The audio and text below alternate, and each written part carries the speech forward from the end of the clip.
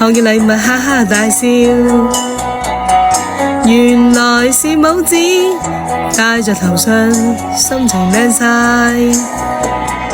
大象遇見斑馬、小烏龜、貓頭鷹、獅子大王也不開心，逐一將帽子送給好朋友，齊齊戴上帽子開心晒。長頸鹿去了哪裏？佢匿喺樹林裏最不開心。我們將全部帽子變成小山丘，送給他，大家開心笑了，一齊高聲唱後喂，友誼萬歲。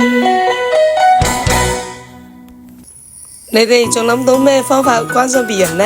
如果人哋唔開心，我會畫幅畫俾佢。咁人哋唔開心，我就會俾禮物佢。如果朋友唔開心咧，我會做手工送俾佢。我會同佢傾偈，關心佢。人哋唔開心，我會同佢玩。其實關心別人有好多唔同嘅方法，如果你能夠做到關心別人嘅需要，就係最好嘅小天使啊！